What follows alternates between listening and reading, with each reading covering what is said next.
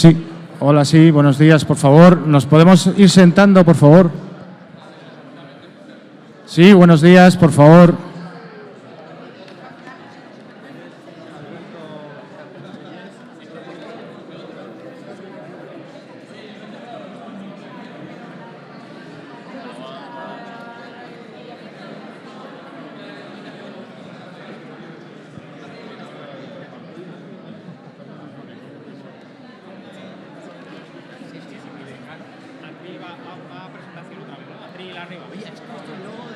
No, que se ponga aquí.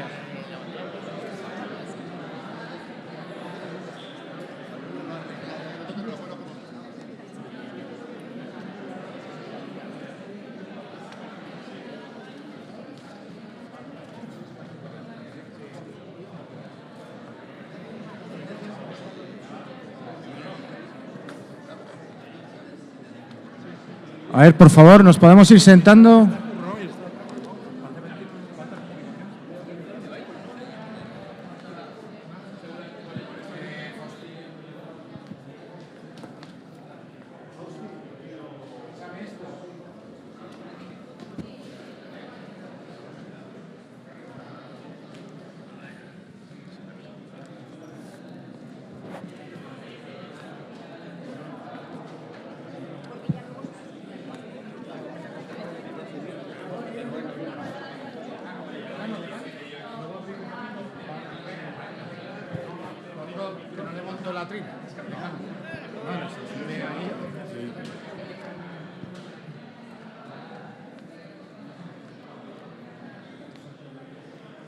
Sí, por favor, ¿nos podemos ir sentando? Por favor, silencio, por favor.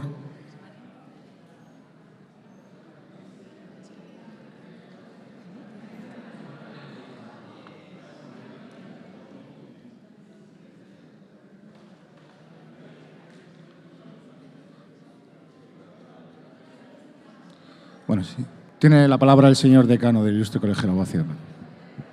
Bueno, no me voy a repetir en la salutación que ya he hecho esta mañana. Por favor.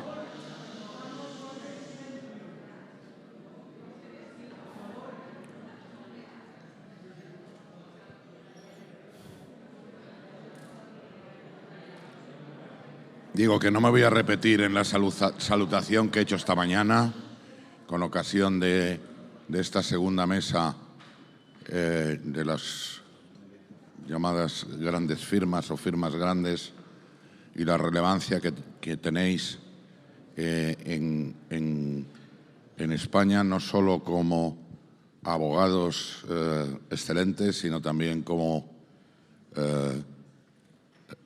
entidades que lo que hacéis es contratar a muchos jóvenes, formarles, darles carrera y representar también a nuestro país en el mundo jurídico internacional. Yo ya lo he dicho muchas veces, yo creo que España es un ejemplo dentro de Europa de lo que es el buen hacer de la abogacía, de los pequeños, de los medianos y de los grandes despachos. Hoy estamos con los grandes despachos.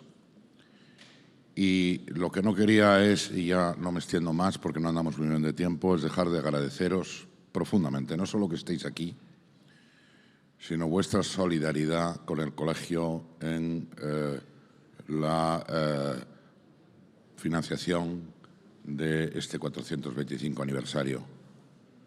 Sin vosotros y sin otras entidades, probablemente no podríamos haberlo hecho, sobre todo con el grado de participación que tiene ¿no? Que todos los colegiados y colegiadas tienen la posibilidad de asistir a todos los actos sin coste alguno y sin coste para el colegio, cuando tenemos que tener apretado el presupuesto. Por tanto, de verdad, muchísimas gracias por vuestro apoyo y que además demuestra que las grandes firmas están extraordinariamente comprometidas con la abogacía y con los que son más vulnerables dentro de la abogacía. No quería dejar de decíroslo porque estamos muy orgullosos y de verdad nos ha tocado el corazón el grado de participación. No, porque yo tengo que salir. Mío.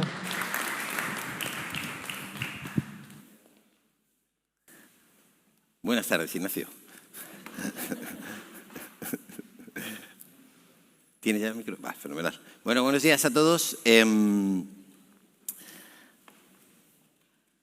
Vamos a empezar agradeciendo a Manuel Martín esa excelente mesa redonda que hemos tenido anteriormente y le agradeceremos también que nos haya robado 20 minutos de nuestro tiempo, que intentaremos, porque los que estamos aquí somos gente seria, intentaremos recuperar para el buen desarrollo de toda la jornada. No he hecho el chiste de los teloneros, Manolo, o sea que me he quedado solo en la crítica. Bueno, tenemos con nosotros, empiezo por mi derecha, Fernando Torrente. Fernando Torrente es Co-Head of M&A, Private Equity y algo más que se me olvida dentro de Allen & Overy. Alberto Estrelles es socio director de KPMG Abogados. Constanza Vergara es la directora general de Pérez York Abogados. No debe ser casualidad que uno de los despachos que más éxito está teniendo en estos tiempos tenga una directora general mujer. Seguro que esto explicará muchas cosas, de eso hablaremos también luego, Constanza. A mi izquierda, Pilar Menor, Co-Head en global de toda la práctica de Employment Law en DLA Piper y Senior Partner de DLA Piper. Nicolás Martín, Co-Head of muchas cosas también, M&A y Private Equity. Y Ignacio Gómez Sacha, socio director de Lizan. Te agradecemos especialmente a ti que hayas podido incorporarte. ¿De acuerdo? Bueno, voy a decepcionarles. Vamos a hablar de lo mismo. Y ahora voy a levantar el ánimo. Vamos a hablar de una forma distinta. Vamos a intentar abordar los mismos temas, pero desde otra perspectiva y con otros criterios. Y sobre todo, ruego encarecidamente a todos los participantes en esta mesa que se sientan libres de interrumpir, corregir y debatir. El debate es una de las características intrínsecas de un buen abogado. Poner de acuerdo a dos abogados sabemos que es muy, muy, muy complicado. Vamos a demostrar que es así a lo largo de esta charla, por favor. ¿Vale? Yo, por seguir haciendo referencia a mi ilustre compañero de Junta, Manuel Martín, yo no tengo tanto tiempo para leer la prensa y entonces no me he traído tantos titulares de prensa, pero creo que los temas que ha mencionado Manolo son claramente de gran relevancia y gran importancia.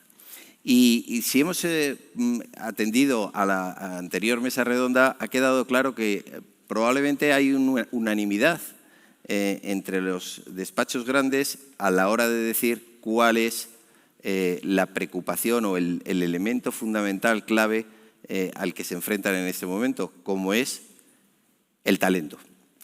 La atracción del talento, la retención del talento, cómo afrontamos el gestionar las expectativas de las nuevas generaciones, expectativas muy distintas de las que teníamos los que estamos aquí sentados cuando empezamos nuestra carrera profesional. Todo eso hace que en este momento el talento se haya convertido en la máxima obsesión de todos los que tenemos responsabilidad en estas organizaciones. Entonces yo empezaría por preguntar cómo atraemos el talento más joven, cómo atraemos a los despachos a esas generaciones que tienen muchísimas más preocupaciones o preocupaciones muy distintas de las que teníamos nosotros. Pilar. Bueno, muchas gracias, Tato. Yo, en primer lugar, quería agradecer al decano y a la Junta de Gobierno la invitación y felicitaros por la magnífica organización de todos los eventos de esta semana. La verdad que es una tranquilidad sentirse también representada y felicidades también a toda la abogacía madrileña. La retención del talento, bueno, atracción y retención, yo creo que ese es uno de los grandes retos al que nos enfrentamos los despachos de abogados. Yo voy a presentarlo desde mi perspectiva de abogada en un despacho de la abogacía de los negocios y también como laboralista con una responsabilidad internacional. Desde esa responsabilidad veo que una de las grandes tendencias que hay ahora mismo, y probablemente sea consecuencia de la disrupción que ha causado la pandemia, es lo que se llama the big resignation, la gran dimisión. Se está produciendo a nivel internacional un fenómeno en el que muchísimas personas cambian de rumbo laboral. Dejan sus empleos. En Estados Unidos, pues casi 4 o 5 millones de dimisiones. Esto, ¿cómo aterriza en el sector legal y en España? Bueno, yo creo que ahora vivimos en los despachos de abogados unos tiempos interesantísimos por la convivencia cultural de 5 generaciones distintas.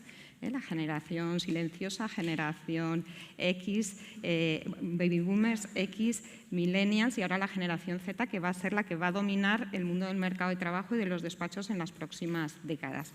Cada una de estas generaciones tiene intereses distintos y expectativas distintas y se plantea su carrera o su vida laboral de distinta forma. Las primeras generaciones a las que me he referido aspiraban a entrar en un despacho como pasantes y jubilarse como socios, pero las generaciones más jóvenes, el presente y futuro, pues tienen otras aspiraciones. Ya no todos quieren ser socios de un despacho ni quieren tener esa carrera lineal. Son mucho más inquietos.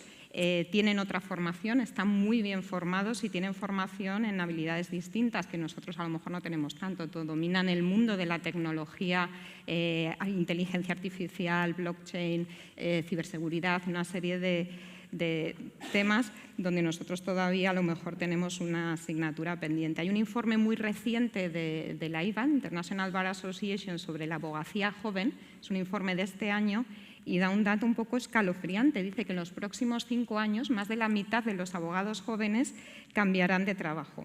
Incluso que 1/5 de este colectivo dejará el sector legal. Es decir, no solo se mueven de un despacho a otro, sino que incluso cambian a veces de profesión o dan un rumbo completamente distinto.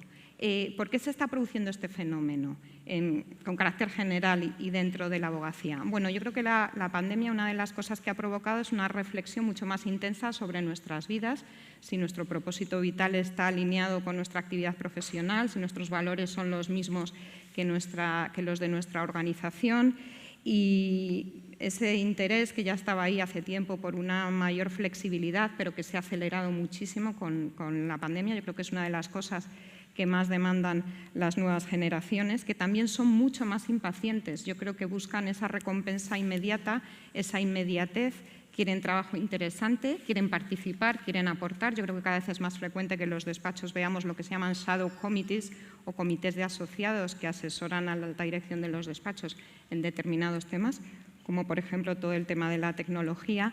Demandan muchas más políticas de diversidad e inclusión y demandan un posicionamiento social a los despachos. Esto es otro de los grandes fenómenos que se está produciendo en el mundo del derecho del trabajo, cuestiones que tradicionalmente se consideraban cuestiones sociales ajenas al trabajo.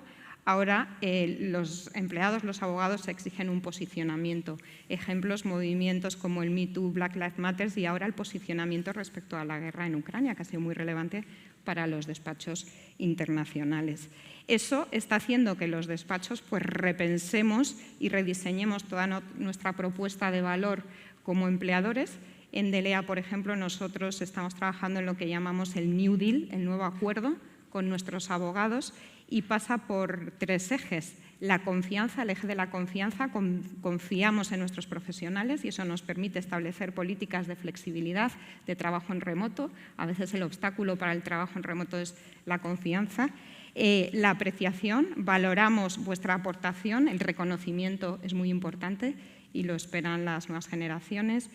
Y la inversión, invertimos en vuestro futuro, invertimos en vuestro desarrollo profesional, en vuestras carreras, en vuestra formación. Aquí dentro de esta propuesta de valor, evidentemente hay grandes clásicos, hay cosas que siempre van a ser instrumentos de atracción y retención y motivación, bueno, pues una propuesta salarial competitiva, beneficios, pero esto ya no es suficiente, hay que ir mucho más allá. Nosotros hacemos encuestas periódicamente de engagement, de satisfacción y le preguntamos a los abogados ¿qué es lo que te mantiene vinculado a DELEA o cuáles son los motivos por los que piensas seguir en este despacho, si es que piensas seguir?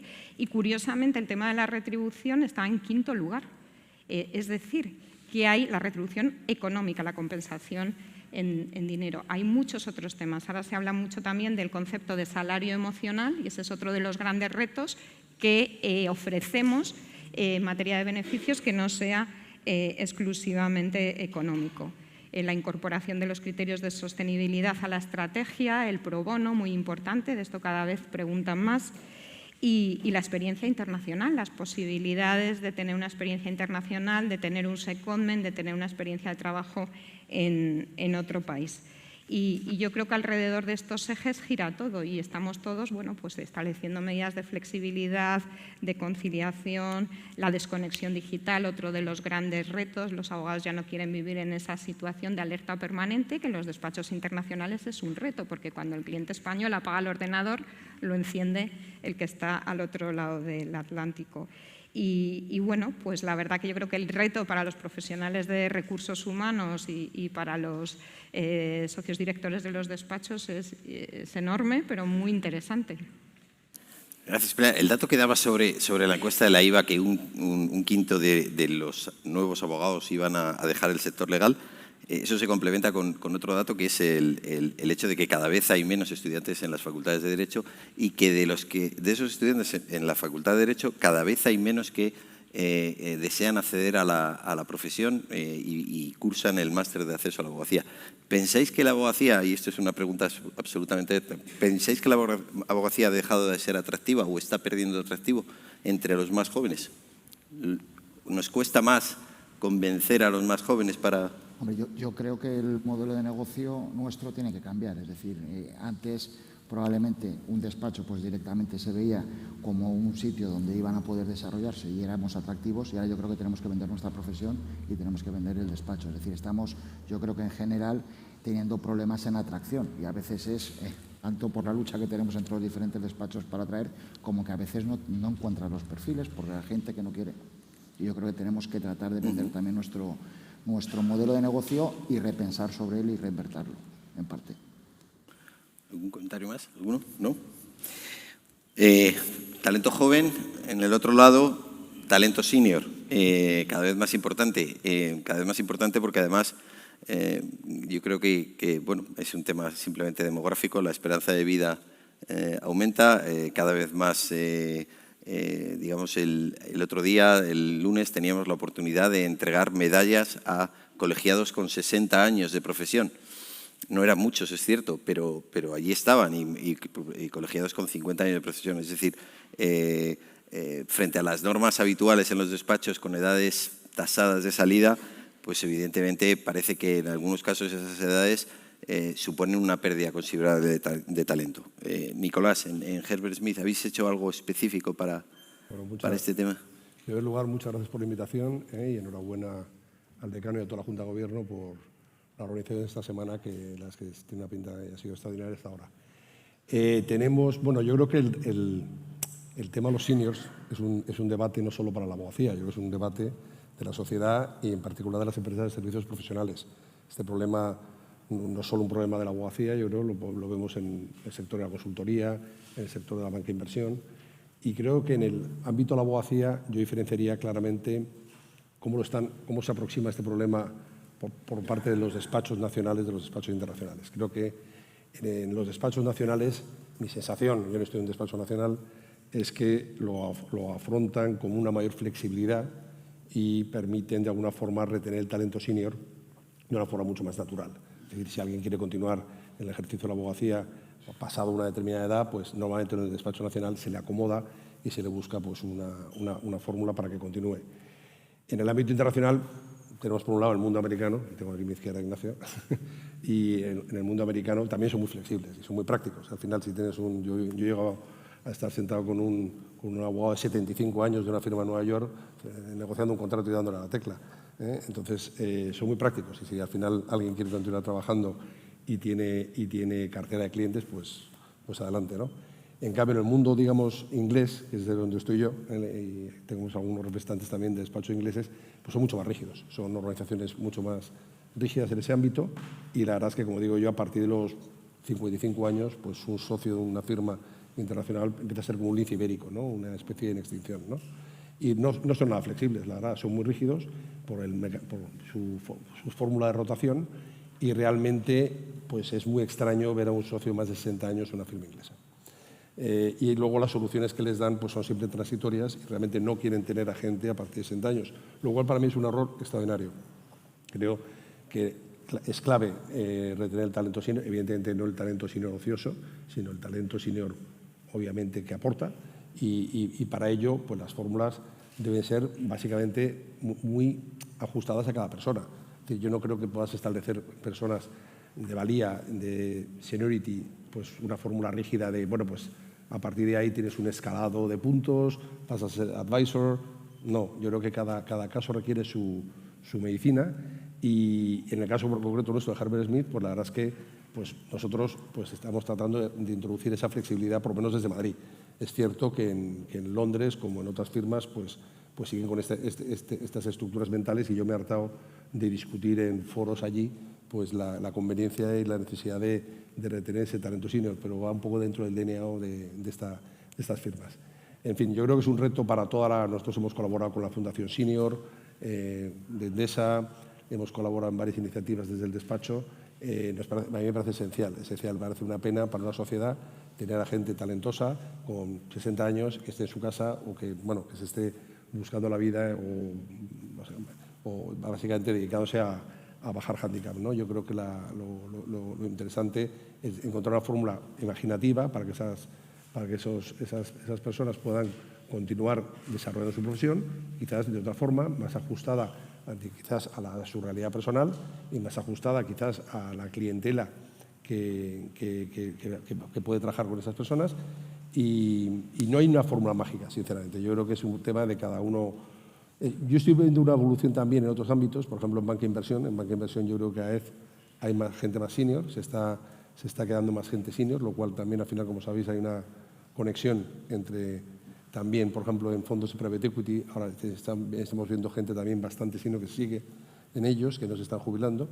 Pero bueno, creo que hay una tendencia natural a retener ese talento, pero realmente es una asignatura pendiente de toda la sociedad, y en el ámbito de la abogacía no hay una solución mágica tanto. ¿Sois así de prácticos o no? Sí, es así. Los socios americanos no tienen un límite a la edad en la que se puede trabajar. Yo tengo socios que se han jubilado con 70 años y hay muchos socios en la firma en Estados Unidos de más de 60, ¿no? Nosotros en España acabamos de fichar a Sebastián Albella, que como todo el mundo sabe tiene 28 años, ¿no? Efectivamente. Lo que sí puedo decir es que tiene más energía que el resto de los socios juntos, ¿sabes? Que es una cosa que nos deja a todos, en fin. Y nosotros lo que por encima de todo tratamos de hacer es dos cosas, ¿no? La primera es, durante la evolución de la carrera, cuando ya la gente entra en territorio de ser senior associate y hacia adelante, es estar muy encima de ellos con la intención de que tengan muy claro qué carrera llevan y si pueden de verdad seguir desarrollándola en el entorno en el que van, y qué les falta, si les falta algo, para poder de verdad cuajar esa carrera, ¿no? Yo siempre me he quejado mucho en los despachos internacionales que hay una tendencia a, oye, al compañero joven, caña al mono, y que haga horas y horas y tal, y realmente no nos preocupamos tanto, o hay quien no se preocupa tanto, de garantizar que eso va acompañado de una evolución de modo que dediquen tiempo suficiente a lo que yo llamo lo importante y no urgente, ¿no? Es decir, en el despacho todo es importante y urgente en todos los momentos, pero hay una cosa que es fundamental y que es lo importante no urgente, como es la formación jurídica, todos los non-legal skills necesarios para llegar a ser el tipo de abogado que hoy se necesita, que es muy distinto al de hace unos años, ¿no? Yo le digo a los chavales jóvenes que puedo perfectamente predecir su carrera si miro su agenda en la última semana y miro cuánto tiempo han dedicado a lo importante y no urgente, ¿verdad? Y es matemático, es decir, la gente que dedica ese tiempo, pues con los años le va bien, y el que no, pues no. Y luego, a medida que van evolucionando, que se sea muy claro y transparente con ellos sobre las opciones de carrera que tienen, y la gente que tenga menos opciones de carrera se les ayude de una manera muy activa a bien quedarse en un puesto de counsel o similar, que puede estar, en fin, en teoría toda la vida, o a encontrar otras opciones de carrera profesional que les puedan servir, ¿no? Y si no se dedica tiempo y cariño a eso, lo que se genera es un bad will, ¿no? Una mala espíritu hacia el despacho y hacia la organización, que no te va más que a causar mucho dolor de cabeza con los años, ¿no? Pues a mí este me parece un tema fundamental en nuestra profesión. Además está, como muy bien ha dicho Nicolás, acreditadísimo y comprobadísimo que en el entorno adecuado, con la exigencia adecuada, no ni más ni menos, con la conciliación adecuada, los compañeros de más edad tienen muchísimo, muchísimo que aportar. Es decir, tenemos aquí a Fernando Torrente, que cuando yo era Junior 1 en Clifford Chance ya era el número 1 del mercado, ¿no? Y sigue siendo el número 1 del mercado. Y además tiene la misma pinta que antes, el tío. Es lo que esa es la parte que a mí me da más rabia, ¿eh? Así que... Ando experimentado, ¿no? Vamos a... Bueno, si quieres defenderte... Tú... Bueno. La retención de talento va muy ligado a lo que estamos señalando y yo creo que un elemento que también es muy importante es pasarlo bien. Yo creo que nuestra profesión, como todas las profesiones muy intensas, dedica mucho esfuerzo, muchísima, y además es vocacional. Al final el servicio al cliente exige una disponibilidad absoluta y yo creo que tanto los jóvenes como los no tan jóvenes, lo que hace que una carrera sea buena, que también el servicio que demos sea el mejor, tiene que estar ligado también con una concepción del ejercicio de la abogacía en el que no solo está el conocimiento, no solo está pues, lo que son Nosotros somos una guía, al final acompañamos a los empresarios, a los clientes, a discurrir por un camino ofreciendo soluciones, ¿no? Tiene que ser divertido, el joven se lo tiene que pasar bien, tenemos que ofrecer ambientes que sean de verdad, que ofrezcan posibilidades de carrera, de desarrollo, pero también en el que en entornos duros pues, la gente tenga algo más que es una simple profesión, ¿no? O sea que yo creo que eso también es muy importante. A mí me gusta mucho la palabra ilusionar a la gente. Yo creo que eso es así. Tema también muy importante que ya se ha comentado, pero que está aquí. Bueno, esta mesa es un poco más diversa que lo anterior. Constanza, no lo suficiente, por supuesto, porque si me viera mi compañera de Junta, Ángela Cerrillo, que preside la Comisión de Diversidad e Igualdad del colegio, de la que yo formo parte, Manolo también, por cierto, pero ahí estamos en minoría, aquí estáis en minoría. Pero Constanza, ¿qué te sugiere el tema de la paridad? En este caso, diversidad entendido simplemente paridad hombres-mujeres. ¿Cuándo veremos como algo absolutamente normal el que en una mesa de este tipo haya una paridad, una cierta paridad o incluso un mayor número de mujeres? ¿Cuándo veremos que los despachos están dirigidos por mujeres? ¿Qué es lo que estáis haciendo vosotros para que eso ocurra?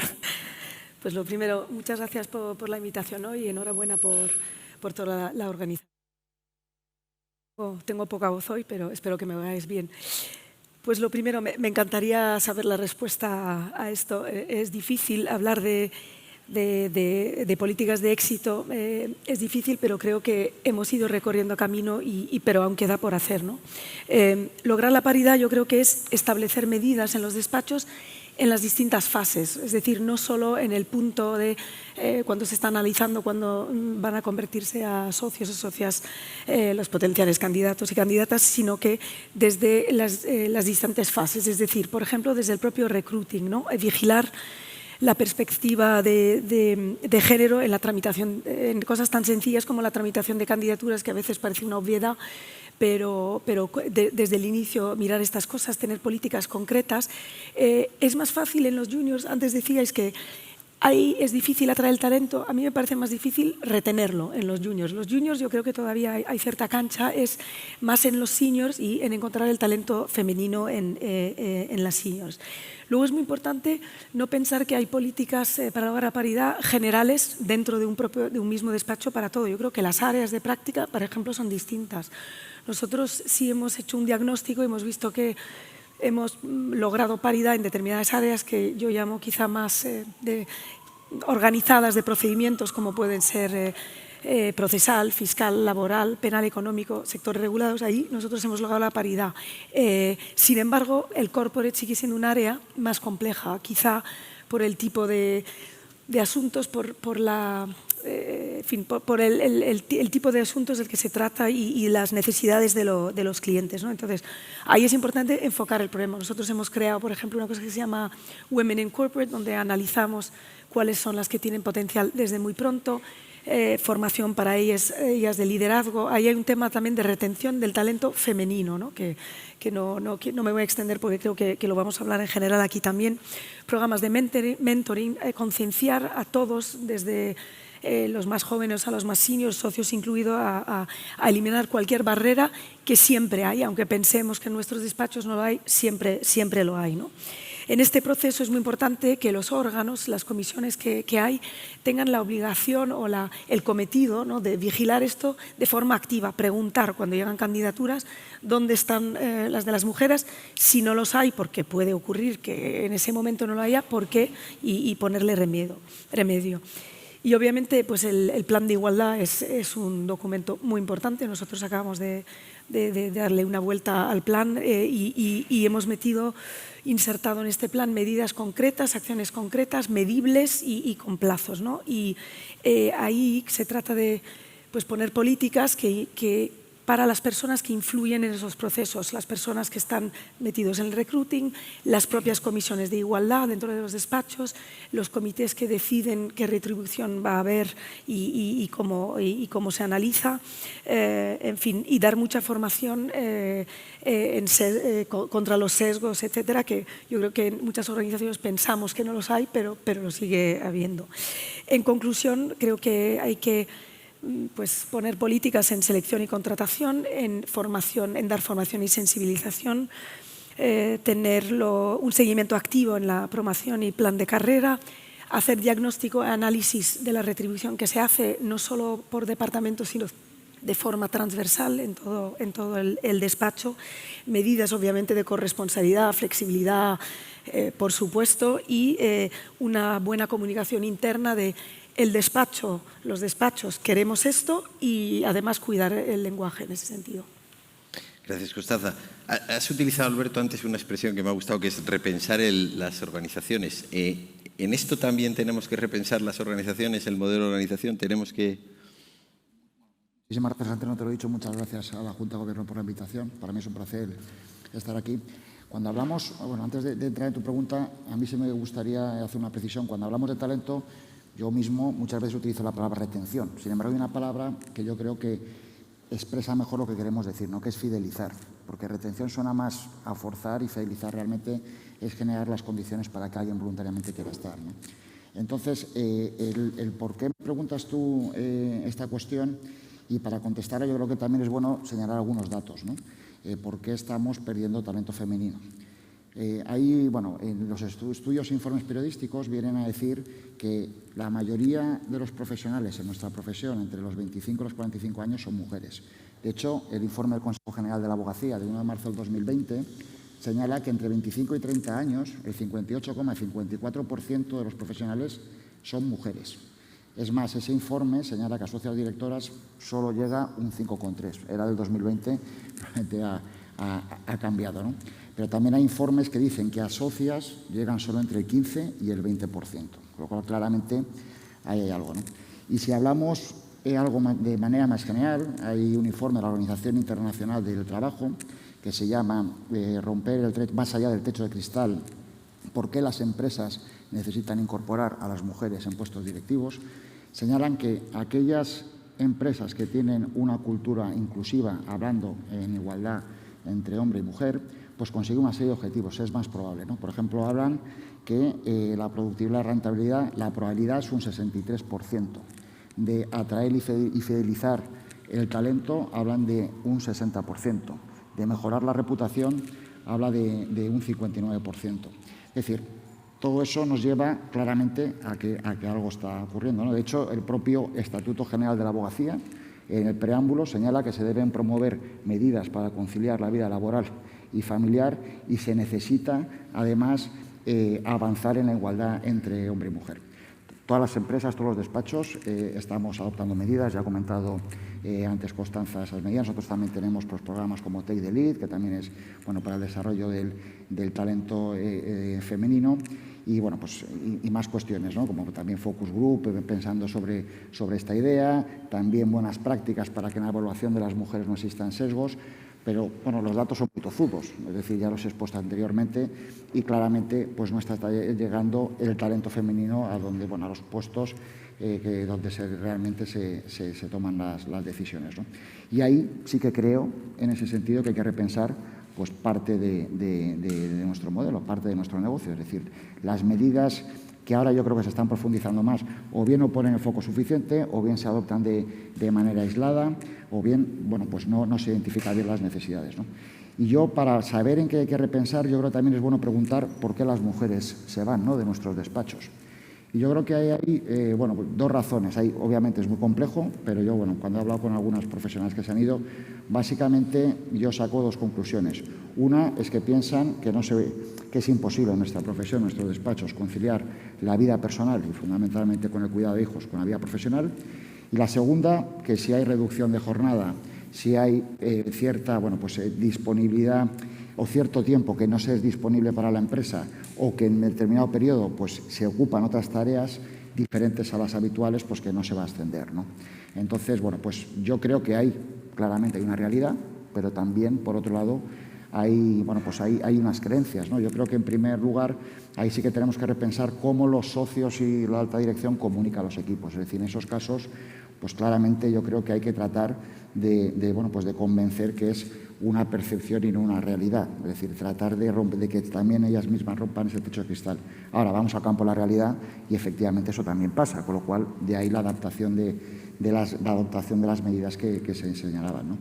Ahí es fundamental todo lo relacionado fundamentalmente con conciliación y flexibilidad. Yo creo que ahí tenemos que repensar, estamos profundizando mucho, pero yo creo que hay que seguir profundizando, ¿no? De hecho, muchos profesionales que se van, no se van porque quieren trabajar menos, se van porque quieren o consideran que en una empresa, fundamentalmente muchas veces cliente final, pues van a poder dedicar más tiempo a sus temas personales o fundamentalmente hijos, y que en nuestros despachos no lo van a poder hacer. Y también, bueno, pues consideran que en ese sentido van a poder ascender profesionalmente, ¿no? Con lo cual, sí que creo en ese sentido que tenemos que adoptar esas medidas que antes estaba hablando Constanza, pero creo también que tenemos que inculcarlos a establecer unas medidas claras, concretas, pero sobre todo que los socios y los mandos intermedios las apoyen. Es crucial que las apoyen, porque al final del día, si las implementas, pero luego se percibe que al final del día no sirven para nada, o para adoptar la flexibilidad, pues temas o bien de reducción de jornada o tener determinado tiempo para ti, al final pues se cumplen esas creencias que se tienen, pues claramente no se produce.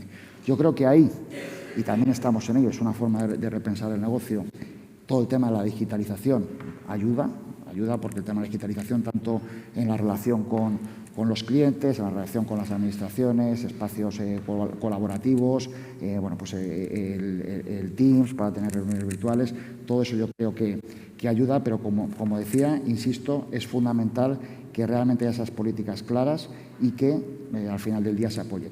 Otra cuestión que también se ha comentado y yo creo que hay que repensar es que las mujeres tienen que saber para qué hacen ese sacrificio, porque al final del día podemos hablar de conciliación, flexibilidad, medidas, pero ciertos sacrificios sí que hay, ¿no? Y ahí, pues tenemos que ser más claros, claramente, en los objetivos que se establecen, en los planes de carrera, en cuáles son las aptitudes profesionales que necesitamos para el ascenso de esas mujeres, y ahí yo creo que tenemos un amplio campo de trabajo, ¿no? Yo sí que creo también que la situación actual en que también los hombres, pues tienen la baja de paternidad, también va a ayudar, ¿eh? Yo creo que también eso puede ayudar a romper ese techo de cristal. Lo que está claro es que como despachos tenemos que adaptarnos, y si no, lo que vamos a tener es una pérdida de talento femenino, y es absolutamente una pena. Cuando se toca este tema, lo que pasa es que probablemente no sea políticamente correcto hablar así, pero si hemos venido a hablar de cosas, yo creo que merece la pena hablarlo claramente. Yo creo que nadie de los que estamos en esta mesa toleraría nunca una injusticia en lo que es la carrera profesional. Yo, desde luego, no lo he hecho nunca en el talento femenino. Nosotros no distinguimos. Es decir, nosotros, como abogados y más, debería de ser una guía de oro el principio de justicia y, por tanto, de trato desigual a los desiguales, pero con unos criterios absolutamente claros.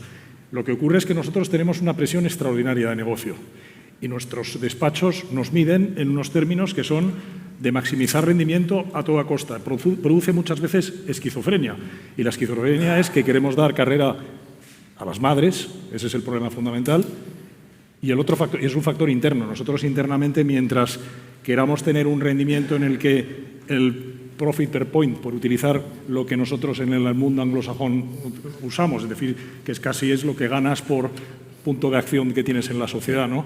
Mientras las exigencias sean de números de horas asociados, mientras nuestros parámetros de medición y de éxito sean apretar al máximo la máquina, tenemos que ser conscientes que quien va a padecer es la madre.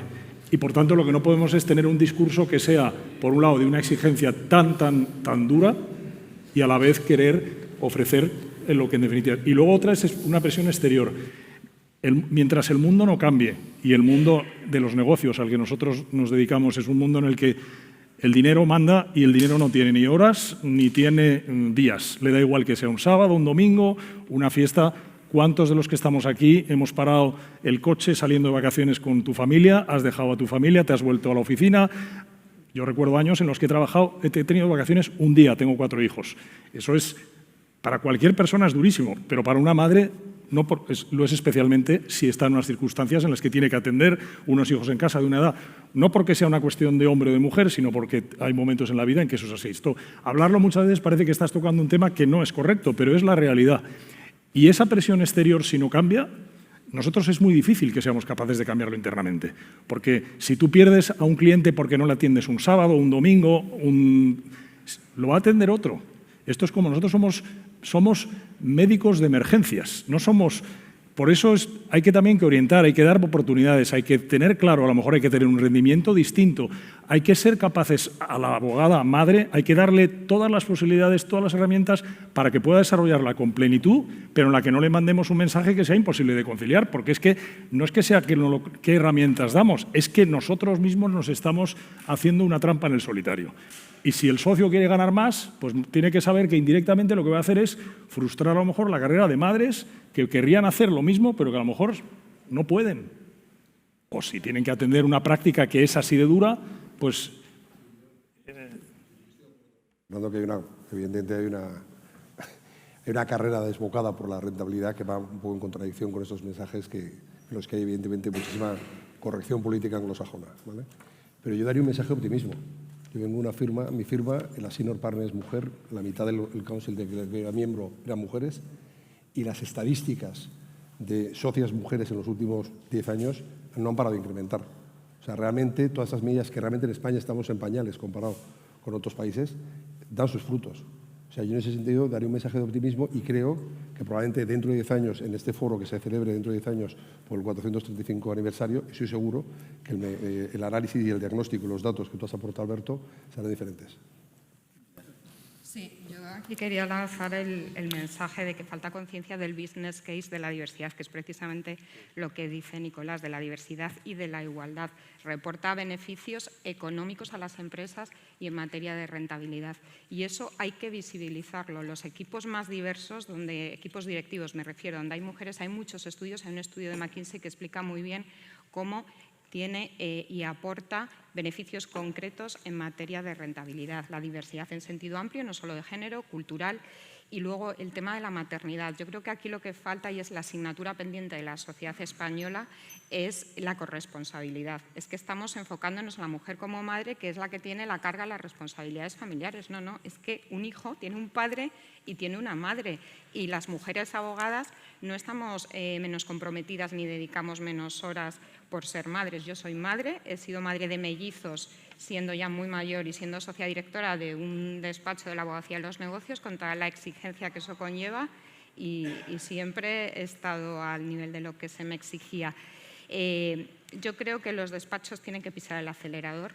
Si tenemos tantas mujeres con unos currículums absolutamente brillantes, no es una cuestión de meritocracia, hay que analizar muy bien, se ha hablado de esto, el análisis de los datos, porque el porcentaje de socias es reducido. Hay que fijarse objetivos, nosotros tenemos un objetivo de llegar a un 40% de socias, y hay que poner los medios. Y hay que partir, como decía Alberto, del compromiso de la alta dirección. Esto no puede ser un tema de política de recursos humanos, esto tiene que estar incorporado a la estrategia de los despachos. Lo que decía Constanza, el análisis de los datos, porque las mujeres, y a veces no siendo madres ni teniendo intención de serlo, abandonan los despachos en un momento de su carrera en el que ya parece que podrían llegar a ser socias. Y hay que poner medidas. La gobernanza también es muy importante. Nosotros tenemos una serie de mecanismos, que no me voy a extender ahora, pero bueno, un tema complicadísimo y siempre difícil de solucionar. Yo os agradezco que entréis. Yo estoy totalmente de acuerdo que la diversidad genera riqueza y en concreto si estamos hablando de diversidad hombre-mujer y el informe que señalabas decía que si se cerraba la brecha de género, de género, se me oye ahora mejor, ¿no? Sí.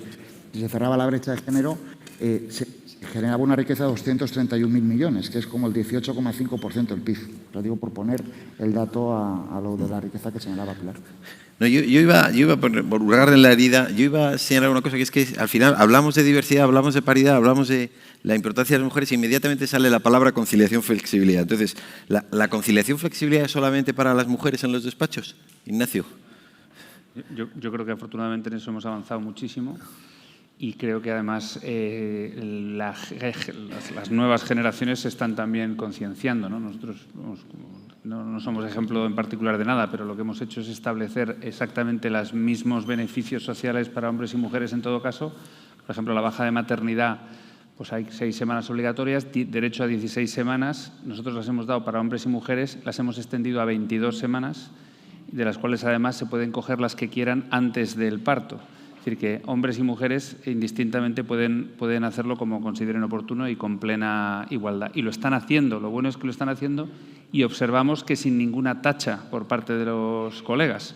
Es decir, que ya los mensajes son constantes y son muy claros en esta línea, ¿no? Lo que hacemos a continuación, por ejemplo, es pues, del objetivo de horas facturables de cualquier asociado, se quitan la prorrata correspondiente del tiempo que estén de baja. Y además está prohibido en los comités que luego deciden sobre la promoción de los candidatos y candidatas radicalmente ninguna mención al hecho de que ha estado, por supuesto, de baja. Y si lo haces, pues vas a ser inmediatamente fulminado, ¿no? Entonces yo creo que eso, desde luego, donde yo trabajo y en que creo que es ya una constante en las firmas internacionales y desde luego, porque yo sepa también en las nacionales, es que esto ya no se discute. Es decir, que los beneficios tienen que ser igual para hombres y mujeres y luego a cada cual tiene que manejar su vida como estime oportuno. Yo también quería apuntar que en este tema de la conciliación, un tema fundamental, porque a veces no vamos como al centro del problema, ¿no? Es decir, ¿por qué razón? Si miras la población de abogados jóvenes, las mujeres son claramente mayoría, ¿no? En nuestra firma yo creo que hay un 60% ya de asociadas frente a asociados, ¿no? Sin embargo, vas hacia arriba y hay más socios que socias, ¿no? Yo fíjate que creo que más que un tema de mucho trabajo, ¿no? Es un problema de la naturaleza del trabajo. Si miramos la profesión sanitaria, por ejemplo, pues uno no tiene que ser muy listo para entender la población de enfermeros y enfermeras, ¿verdad? Pues pasa un poco como con los abogados jóvenes. Pero, sin embargo, hay una diferencia clave con nuestro trabajo y es el tema de la desconexión. Un profesional sanitario termina su increíblemente larga jornada y corta y se va a su casa. Y, en principio, no tienen por qué molestarle, ¿no? Salvo situaciones de pandemia y así, ¿no? Y, sin embargo, un abogado es que está enganchado al correo electrónico y esto es muy problemático, ¿no? Y yo creo que si de verdad queremos arreglar esto en el futuro, y no sé si lo que digo va en la línea de lo que quieren mis señores jefes en Estados Unidos, pero yo creo que este tema es algo que hay que abordar antes o después. Es decir, que hay que organizar los equipos y el trabajo de modo que por turnos la gente pueda desconectar de verdad, porque como uno tenga la idea de que a ver si me han escrito, voy a mirar el correo electrónico, ¿no? El vicio de determinadas personas, que yo, gracias a Dios, me lo quité hace tiempo y mi descanso ha mejorado mucho, de mirar el correo electrónico por la noche, ¿no? Es decir, este tipo de cosas que son temas muy educativos, pero también si se puede organizar las cosas de manera que uno de verdad pueda apagar el teléfono, creo que ayudaría mucho y creo que en eso se ha avanzado poco. Claro. Estoy de acuerdo con las distintas cosas que se han dicho, las dificultades que hay, la realidad. Creo también que en eso que decía Pilar de la corresponsabilidad es muy importante para normalizar desde las dos perspectivas.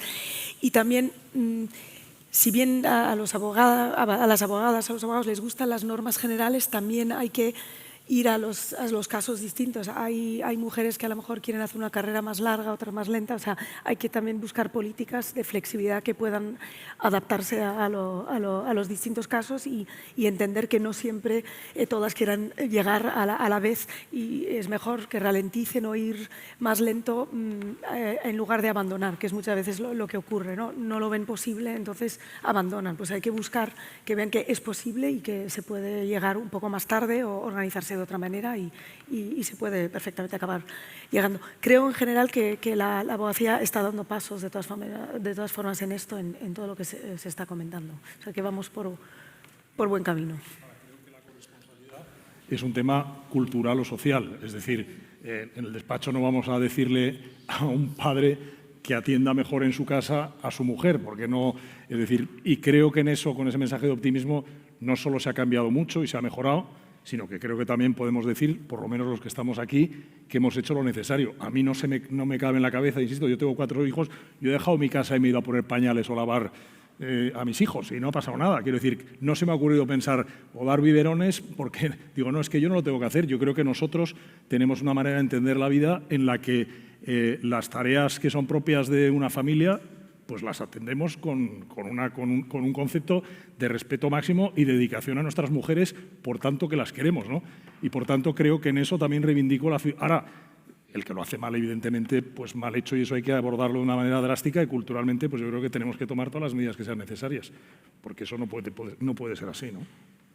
Sí, yo creo que eso va en línea de esa diferenciación que hacía Ignacio antes entre lo urgente y lo importante. El tema de la corresponsabilidad siempre está en lo importante. No sé si en lo urgente, que a veces hay que ir a cambiar pañales, pero sí, siempre en lo importante. Bueno, tema debatido. Cambiamos. Se ha hablado también en la anterior mesa del tema de, sobre todo los más jóvenes, le piden a los despachos que miren más allá del profit per point, que miren más allá de la mera rentabilidad, porque además piensan aquello de que aquí los que van a ganar de verdad van a ser los socios. A nosotros nos pagan, pero los que ganan de verdad dinero son los socios. Entonces, le piden a los despachos algo adicional, no solo en términos de retribución, de ser atractivos, de salario emocional, sino en términos, pues porque ellos están educados y han crecido en otro entorno, en términos de cuál es tu compromiso como despacho con la sociedad, qué iniciativas tienes en marcha, de qué forma, digamos, el privilegio, porque en buena medida vivimos en una burbuja de auténticos privilegiados, en qué medida devuelves a la sociedad algo de lo que has tenido la suerte de recibir. Entonces, Fernando, vosotros, este tema, organización anglosajona, seguro que tenéis ya medidas, ya estáis, digamos, contando a vuestra gente y sobre todo a los que quieren incorporarse, oye, hay algo más que el profit per point. Bueno, yo creo que es uno de los elementos que los jóvenes reclaman con muchísima claridad y dice mucho de ellos, ¿no? Yo creo que como dice Tato, nosotros pues somos unos privilegiados y creo que tenemos unas plataformas, unos lugares donde trabajamos en los que tenemos que ofrecer las oportunidades a todos en condiciones de igualdad, dar las mejores condiciones para que se puedan desarrollar profesionalmente, en el que mérito y capacidad sean las guías que presidan lo que es las posibilidades y las oportunidades. Y una de las cuestiones que más atención ponen los jóvenes, que yo creo que con inteligencia y con una manera de entender la vida mucho más quizás saludable que la que nosotros hemos dado, pues miran a lo mejor otras cosas que tienen un valor mucho más importante y tener una vida mejor vivida, ¿no? Y en eso sí que le dan gran importancia a lo que es pues cómo devuelven a la sociedad parte de lo que hacemos, ¿no? Y cómo se devuelve, pues yo creo que no es propio solo de los anglosajones, yo creo que todos los despachos lo hacemos, es la labor pro bono y los jóvenes desde luego la siguen de una manera intensísima y les ilusiona y se dedican a ello. Yo distingo dos pro bonos, el pro bono del que hace el abogado porque le toca, que te llama pues quien no puede a lo mejor ir a un despacho como el nuestro y oye, uno lo tiene dentro, lo lleva dentro por vocación y uno vocación de abogado que es llamada en auxilio, avocatum, ¿no? Para auxilio y alguien te pide y tú pues dices, oye, le quito las horas del día y le dedico a esta persona esto que no. Y luego las organizaciones en las que institucionalmente hacemos un pro bono, además en España se ha hecho una labor importantísima con la Fundación Pro Bono, de la que yo creo que tenemos que estar muy orgullosos, y en el que el motor es poder ayudar a aquellos con el servicio jurídico, a aquellos que no tienen medios pues, para poder acceder a un despacho y poner toda esa capacidad a disposición de los más necesitados, ¿no? Y ahí, desde luego, la ilusión de los jóvenes es extraordinaria, la labor que hacen los despachos es brutal y desde luego, es devolver a la sociedad lejos de ese perfect point y esa imagen a lo mejor del abogado que quiere facturar, el abogado americano para ganar dinero, yo creo que nosotros tenemos un sentido real de lo que es nuestra misión, de lo que es la labor del abogado y esa oportunidad que nos da el pro bono y los programas, desde luego, los jóvenes nos las exigen, la trabajan y desde luego las llenan de una manera que para nosotros es admirable. Gracias, Fernando. ¿No? Constanza, hay otra visión del mundo del ESG y de la conservación. ¿Hay negocio en esto? Pues mira, yo creo que el ESG está teniendo cada vez más importancia. Hay negocio, pero también es cada vez más importante, ¿no? ¿Se me oye, no? Sí. La sostenibilidad, los criterios ESG cada vez cobran más importancia por la propia normativa, por la conciencia social que está habiendo y también por lo que nosotros le pedimos a nuestros proveedores, ellos a nosotros, los clientes, etcétera. Y pues desde el despacho lo estamos abordando y los despachos en general he visto desde dos maneras. Con los clientes abordando este tema, concienciando a los abogados desde lo más joven hasta los más expertos. Nosotros tenemos una práctica transversal que pasa por todas las áreas en temas de ESG, laboral, urbanismo, real estate, governance, etcétera, y trabajando la ESG para el asesoramiento al cliente desde esa perspectiva, con lo cual es importante y los clientes lo están pidiendo y hay que saberlo y hay que conocerlo y trabajarlo. Y luego también en el propio despacho, en los despachos, trabajar la sostenibilidad con áreas que se dedican a esto. En nuestro caso concreto hemos además contratado a una head que se dedica a esto, a la sostenibilidad. Y creo que en las siglas ESG todas las empresas, los sectores podemos aportar, pero los despachos sobre todo podemos aportar en la G y en la S, en la de social. Y me voy a centrar porque bueno, se puede hablar mucho de esto. En la S yo creo que pues es lo que tenemos que abordar de los despachos y nosotros, por ejemplo, en particular lo hacemos desde 4 temáticas: educación, dando posibilidades a gente que a lo mejor no hubiera podido a través de becas, etcétera, a través de la cultura, a través de la ciencia y a través también del constitucionalismo, los derechos fundamentales, por el legado que tenemos y trabajando desde los sectores sociales de la infancia, las mujeres maltratadas, la inmigración y las personas con discapacidad, por supuesto. Y bueno, esto es lo que se me ocurre comentar sobre el ESG. Vale, cambiamos de tercio porque tenemos que recuperar el tiempo que nos han robado. No soy rencoroso, no, en absoluto. Yo qué va, nunca. Bueno, tecnología, pero vamos a evitar hacer grandes disquisiciones sobre la tecnología, y vamos a intentar responder preguntas. ¿De verdad estamos cambiando la forma en la que se prestan los servicios legales por la tecnología, Ignacio, o no? Bueno, yo creo que la respuesta es que sí y que no. Vamos a ver, la parte en la que no es por la que yo recuerdo perfectamente mi primer día de trabajo, que fue en un bufete anglosajón en el año 97, con alguna persona que está por aquí, y yo recuerdo lo que yo hacía. Y yo ya tenía correo electrónico, estamos hablando ya de unos cuantos años y era una novedad muy grande, y recuerdo los attachments, ¿no? Es decir, yo recuerdo que nuestra labor era muy parecida a la de hoy. Estudiábamos las leyes, estudiábamos la jurisprudencia, estudiábamos los casos, y le decíamos al cliente cómo mejor hacer las operaciones. Todavía quedaba algún fax por ahí, ¿verdad? Pero en un porcentaje alto, la labor del abogado no se ha visto dramáticamente influenciada por la tecnología.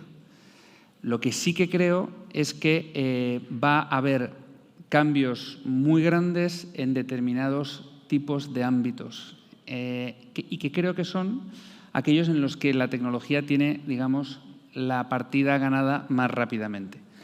Es decir, en todas aquellas cosas que puedan hacerse de manera masiva o de manera repetida, como es, por ejemplo, la revisión de los contratos. Nosotros tenemos un equipo de gente en Manchester porque es más barato que Londres, ¿verdad?, con un software que ya tienen casi todos los despachos, digamos, grandes, que revisa contratos. Entonces, cuando tenemos la típica due diligence, donde hay que revisar 3.000 contratos de alquiler, le decimos al software qué es lo que tiene que buscar y el software lo encuentra maravillosamente. y luego un abogado revisa rápidamente a ver si hay alguna falta, ¿no? En todas aquellas situaciones donde se requieren muestreos, ¿no? Cuando se está revisando una cartera de hipotecas deterioradas y tienes que ver si tienen cláusula o de cesión o no tienen cláusula de cesión. Muchísimo, ¿no? Luego está todo el área de los contratos inteligentes, que este es un área yo creo que está desarrollándose a una velocidad de espanto y que se llegará antes que después, que para mí no es solamente el hecho de que existan contratos virtuales, que ya existen desde hace mucho tiempo, estamos todo el rato consintiendo a condiciones contractuales desde el teléfono, sino a contratos que lleven aparejada su ejecución si se incumple, es decir, que las partes estén de acuerdo en el que en el caso de que se produzca esta y esta y otra circunstancia, entonces va a implicar una transferencia desde tu cuenta a la mía, donde habrá habido unas órdenes previas irrevocables y el banco lo haya aceptado y tal, y esto va a llegar. Ya se está haciendo mucho en entornos virtuales donde los medios de pago son también virtuales, ¿no? Son tokens o similares y ocurre, ¿no? Como ocurre en sitios donde hay juego o hay, ¿cómo se llama esto? Los juegos, ¿no? Digitales, ¿no? El gaming, ¿no? Entonces, pero en definitiva, yo lo que creo que es imposible que desaparezcan ni que la tecnología sea una amenaza real hasta que sea una amenaza real para el ser humano en general, es la labor del abogado como consejero de vanguardia, ¿no? De sus clientes. Porque el concepto de la inteligencia artificial, que a mí me parece especialmente interesante, pues es algo extremadamente complejo. Hasta que un ordenador tenga conciencia de sí mismo y sea capaz de verdad de aprender, pues falta todavía mucho. Es cierto que el día que ocurre es terrorífico, porque el problema es si yo pudiera conectar mi cabeza a todas las vuestras y además no dormir nunca y estar permanentemente trabajando como en nuestro mejor momento del día, pues seguro que vamos a avanzar mucho más rápido, ¿no? Entonces, y luego también hay otra área que sí que creo que es fundamental, que va más en la línea del tipo de abogado que necesitamos, y es que pues, ya no hay otro remedio que ser pues, muy versado en nuevas tecnologías, especialmente si te toca tu área de práctica de lejos esos temas, ¿no? Y creo que en esto hay poca formación. Igual que en su día había poco inglés, y eso yo creo que se ha superado ya. Luego había poca formación contable y financiera, que creo que también generalmente está superado ya.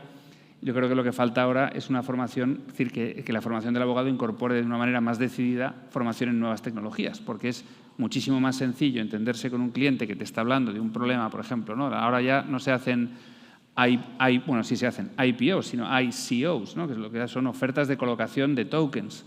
Bueno, pues claro, si uno entiende básicamente lo que es el blockchain y cómo funciona, que con leerse un libro, el de González Meneses, uno ya sabe perfectamente lo que es el blockchain, con un libro que se lea, pues es mucho más fácil, ¿no? Y creo que simplemente pues, nos han añadido otra tarea más, ¿no? Que es el de ser versado en estas cosas, ¿no? No sé si esto, Tato, responde a la pregunta un poco, ¿no? Creo que sí. Alguien me da un ejemplo. Cuando el campeón del mundo de ajedrez compite con el mejor ordenador de IBM, no siempre gana el mejor ordenador. Hay veces que gana el campeón del mundo, pero sigue habiendo un punto de intuición o de improvisación. Ahora, cuando el campeón del mundo de ajedrez juega contra el mejor ordenador de IBM, ayudado por un maestro de ajedrez, siempre gana el ordenador con el maestro. Entonces, hay quien tiene la visión, hay quienes tenemos la visión de que podemos ser mucho mejores abogados el día que seamos capaces de aprovechar de verdad toda la capacidad que la tecnología puede ofrecernos. Entonces, al final, la cuestión es si como los despachos, aparte de facilitar, que yo estoy totalmente de acuerdo contigo y que es una tarea ardua porque hay una resistencia muy fuerte a que se conozcan las nuevas tecnologías, de si realmente se está haciendo todo lo posible porque se usen de forma adecuada, eficiente, todas esas nuevas tecnologías, incluso para desarrollar nuevos servicios legales, que a lo mejor a día de hoy todavía no. Nadie pensaba que se pudieran revisar 3.000 contratos o 100.000 contratos con una herramienta. Se hacía a base de junior tras junior, abogado joven, y se podía hacer así. El otro tema es que la tecnología abre un campo a nuevos jugadores, los Alternative Legal Service Providers, los nuevos jugadores que estamos viendo. Por aquí, además, en la audiencia veo un ilustre representante. Entonces, todo esto, ¿a quién tiene que asustar, Nicolás? o a quién tiene que darle una esperanza de puede haber más negocio del que pensamos? Hombre, evidentemente para firmas, efectivamente aquí veo un representante de esas nuevas firmas, evidentemente hay una oportunidad. Para las firmas tradicionales, evidentemente es un reto. Es un reto, vamos a ver, inteligencia artificial. Llevamos años y años todas invirtiendo en inteligencia artificial. La verdad es que en la práctica todos tenemos un despacho, el nuestro está en Belfast, efectivamente. Pero la realidad de las cosas es que yo creo que los despachos grandes, los sajones, por ejemplo, con las exigencias de rentabilidad que tenemos, probablemente estemos abocados a un proceso de reducción y de focalización y especialización. Es decir, al final volvernos más advisors, en la línea que decía Ignacio, y probablemente tener que determinadas tareas y determinadas labores, pues bien relegarlas a la tecnología. La capacidad de inversión de los despachos no es la de las Big Four. La inversión de las Big Four en inteligencia artificial es probablemente 20 o 30 veces superior a los despachos, incluso los americanos. Y entonces realmente nos vamos a ver probablemente en un futuro en el que este tipo de despacho se va a hacer más artesanal, más especializado, porque también la exigencia de rentabilidad nos va a llevar a ello. Y probablemente esas tareas pues, se van a llevar a firmas nuevas o probablemente a firmas que sean capaces de invertir en tecnología, porque al final no es comprar el programa X de inteligencia artificial, no, que no me acuerdo el nombre, que lo tenemos nosotros. O sea, al final es amoldarlo y ajustarlo y trabajar sobre él, y eso exige millones y millones de inversión. Y creo, de hecho, Deloitte está a la cabeza en inversión de las Big Four. O sea que, pero bueno. Exacto. ¿Os sobra la pasta también?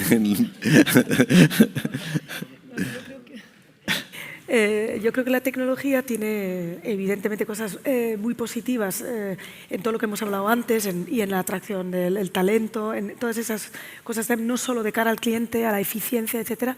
La dificultad reside, y voy a lo que estabas comentando antes, en los despachos más grandes, más pequeños, en elegir cuál es esa herramienta que vas a comprar, utilizar, quién se va a ocupar, quién la va a conocer, cuánta gente la va a testar, y la verdad es que requiere de mucho tiempo, mucha inversión, y bueno, creo que para eso tienes que tener a gente en el despacho dedicada a mirar esto con detenimiento, compartir experiencias con otros para saber qué funciona realmente, para que sea realmente necesario lo que estás comprando, porque es mucha inversión. Alberto, ¿alguna mala experiencia que quieras compartir en la evangelización de tus abogados a la hora de adoptar tecnología? No, vamos, ya se ha comentado, ¿no? O sea, yo creo que, como decía Ignacio, la función del abogado, hay una parte que sigue, está y seguirá, pero la parte de la tecnología, claramente yo creo que también es un apoyo y los clientes lo demandan, ¿no? Es decir, yo creo que es fundamental, y también tanto para obtener eficiencia interna como para aportar valor añadido conjuntamente con el asesoramiento que damos. Bueno, nos quedan 3 minutos y yo os quería preguntar, hacer una ronda muy rápida, empezando por Ignacio. Estamos dejando atrás, y esta celebración del 425 aniversario, pues la verdad es que es una de las mejores demostraciones. Estamos dejando atrás un periodo muy complicado, un periodo donde hemos vivido algo que no habíamos vivido ninguno, ni siquiera Fernando, que lleva más años en esto. Por cierto, tú seguro que viste también el Telex. Yo llegué a ver un Telex, tú también, ¿no? Bien, lo del FAS es para los jóvenes. Pues te decía, ¿qué hemos aprendido como despachos en estos 2 años de pandemia? Lo de la guerra ya no suena más, estamos más acostumbrados desde que empezaron a retransmitirla en el año 91, la de Irak, ya nos suena más cercano. Pero después de todo esto, ¿qué hemos aprendido como despachos? Pues muy buena pregunta. Yo te diría que, en primer lugar, hemos aprendido lo resilientes que somos como organizaciones. Esto es una cosa muy positiva. Cómo hemos podido organizarnos para seguir dando un servicio de altísima calidad en condiciones paupérrimas, ¿no? Eso en primer lugar. Lo segundo, yo te diría que es la importancia de la salud mental. O sea, hemos visto a compañeros pasarlos muy mal, no solo abogados, sino también de otro personal del despacho, y que tiene una importancia enorme estar pendiente de esas cosas, ¿no? Porque cuando le subes la presión a la olla, pues la olla puede explotar. Esto es así, ¿no? Y en este caso por condiciones externas. Y nosotros en Leizam en particular estamos muy volcados con todos los temas de salud mental, que creemos que la combinación de pandemia y redes sociales, especialmente para los jóvenes, ha sido terrorífica, y hay que hacer una ITV generalizada de todo el mundo para comprobar que todo el mundo está bien y que podemos volver a la vida normal, ¿no? Luego está el tema de la flexibilidad, que está aquí clarísimamente para quedarse. En nuestro caso, lo que hemos hecho es establecer un régimen por el cual el personal que no son letrados pues tienen un número de días con derecho a trabajar desde casa, y luego los abogados tienen flexibilidad plena para elegir si trabajan desde casa o en la oficina. Les damos grandes incentivos en formas de todo tipo de aperitivos y copas y tal, para que vengan a la oficina, porque esto lo aprendimos de los compañeros de la oficina de Los Ángeles, ¿no? Es decir, que nos contaron antes de la pandemia que hacían copas los jueves por la tarde para que vinieran a la oficina a conocerse, ¿no? Es decir, estos tíos están tan acostumbrados a trabajar desde casa que no se conocían, ¿no? Entonces, la pandemia esto lo ha generalizado, y ahora lo que hay una tendencia a que si les das flexibilidad, pues muchos prefieren estar en casa. Nosotros queremos que vengan, porque me parece que esta es una profesión donde el roce es fundamental, se aprende mucho más rápido, se comparten experiencias en todas las esquinas, y yo creo que es muy importante que la gente esté. Pero tienen la flexibilidad para elegir, y yo siempre, lo que pasa como con la ropa, ¿no? Yo les digo que, oye, podéis venir o no, pero si venís, podéis venir como queráis, pero un traje preparado, porque si viene un cliente hay que estar disponible para los clientes, ¿no? Y este sería un poco, ¿no? ¿Habéis aprendido algo que queráis comentar? Pues con esto, en tiempo, perdón. Esto quiere decir que hemos terminado en un tiempo. No. Ah, sí, perdón.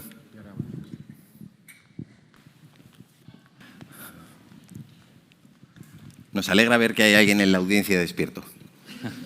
Me costó. Primero que todo, buenas tardes. Una vez más agradecer al Ilustre Colegio de Abogados de Madrid, o de la Abogacía de Madrid, por esta espectacular presentación.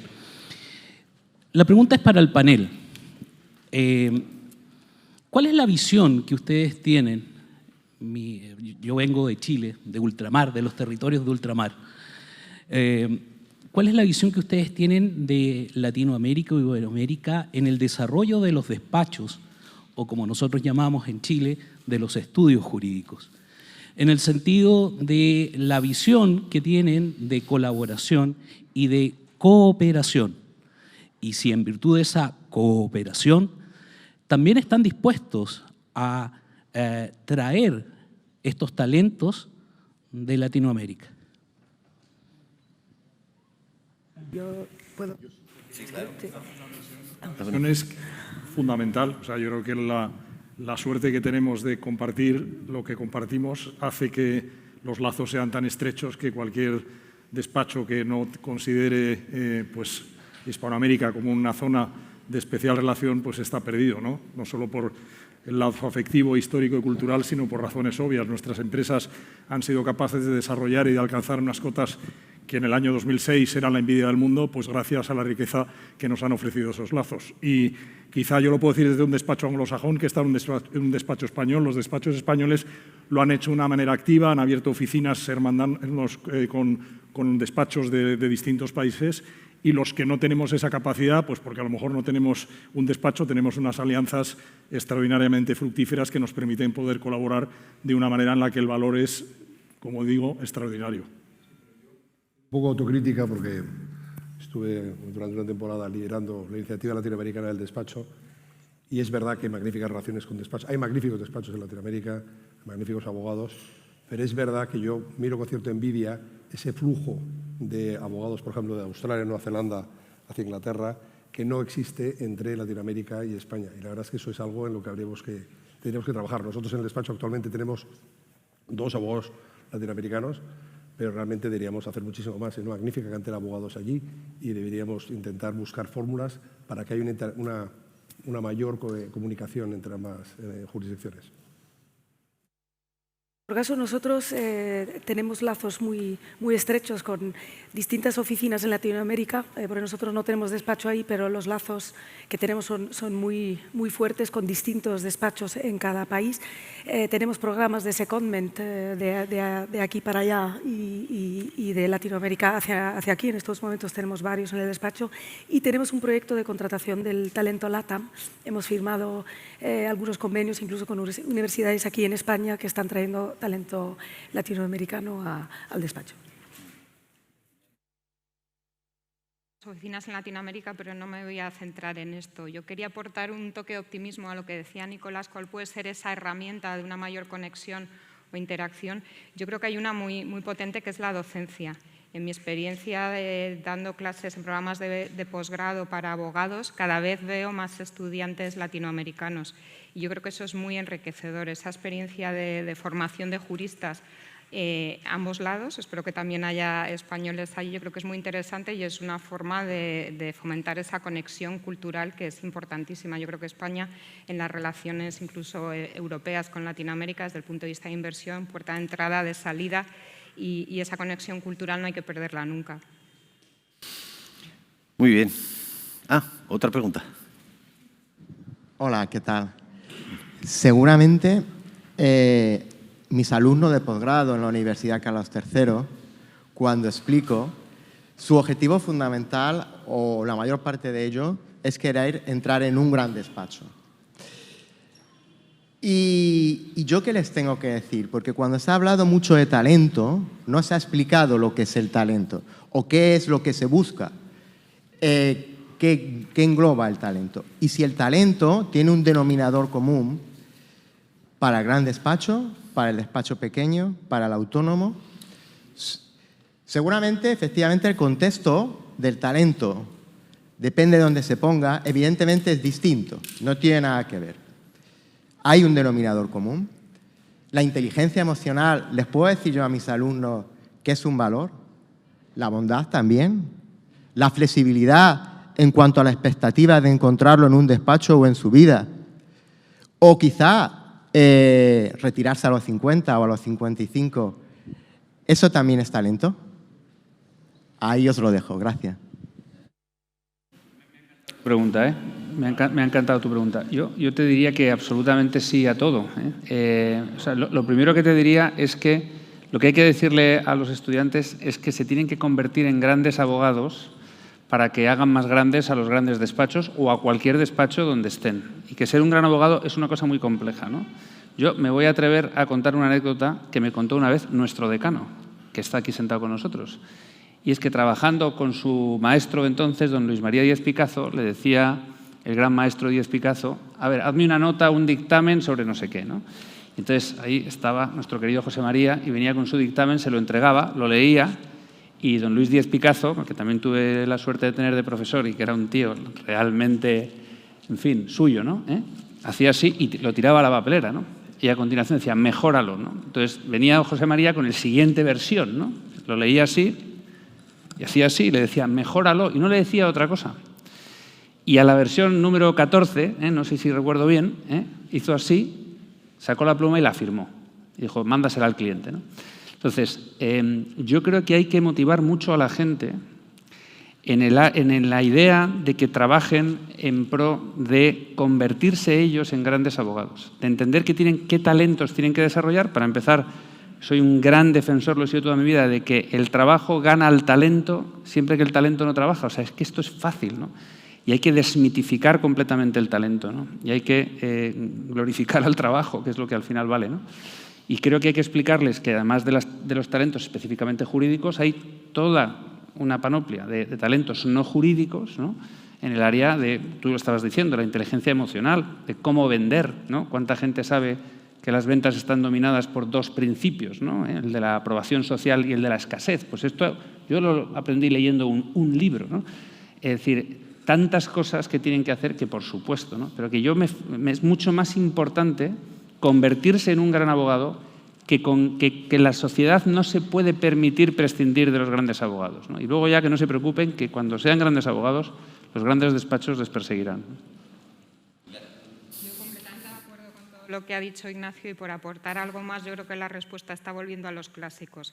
¿Cuál es la relación abogado-cliente? ¿En qué está basada? En la confianza. Lo que buscamos los despachos son personas con las habilidades de generar y mantener esa confianza en la relación con el cliente. Y todo esto, aparte de una formación jurídica extraordinaria y un muy buen expediente académico, viene dado por esas otras habilidades y esas soft skills, que es donde hay que poner el énfasis.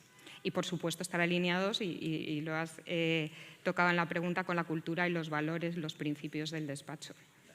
Esta debe ser buena porque también quiere contestar Alberto. Bueno, yo en primer lugar estoy totalmente de acuerdo con lo que comentaban Ignacio y Pilar, y me alegro que la mayoría de tus alumnos quieran venir a grandes despachos, porque una de las cuestiones que hablábamos era si realmente éramos atractivos o no éramos atractivos, ¿no?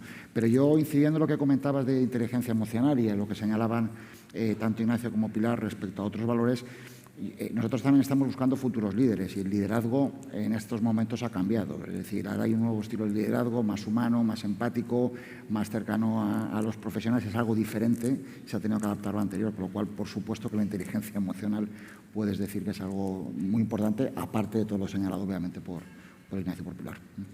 Muy bien. Pues con la venia del decano. Como siempre, que aquí para hacer cualquier cosa hay que pedirle permiso al decano. Sí, no. Bueno, Fernando, Alberto, Constanza, Pilar, Nicolás e Ignacio, muchísimas gracias. Y permíteme, Ignacio, que te las dé especialmente porque hace 2 días nos dejó un gran abogado, que fue Gómez Pintado, Santiago Gómez Pintado. Por tanto, sirva este acto para trasladarle el homenaje en nombre del colegio.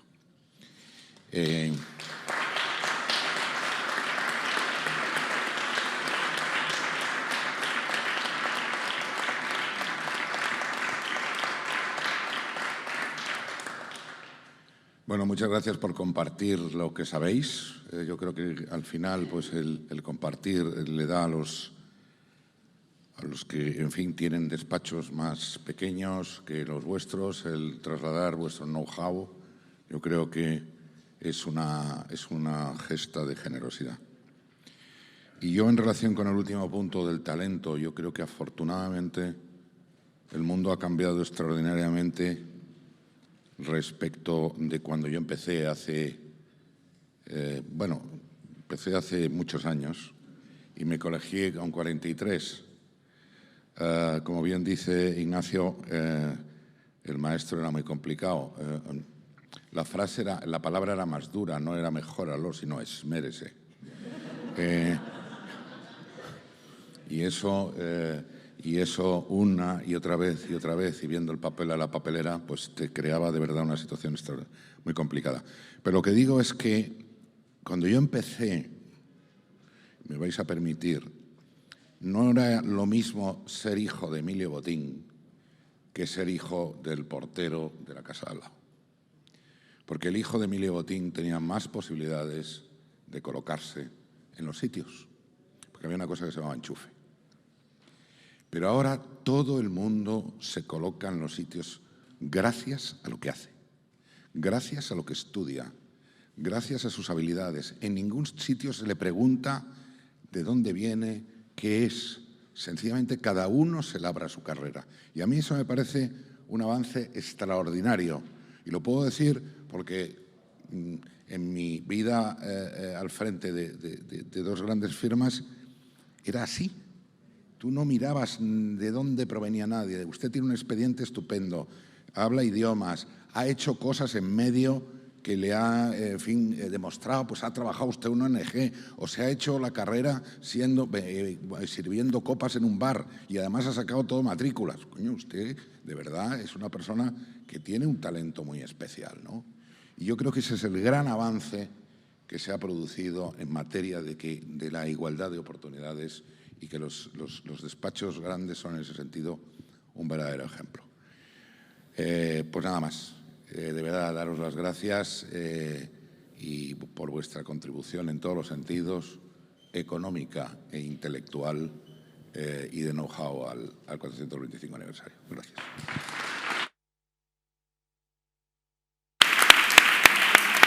Muy bien. Foto.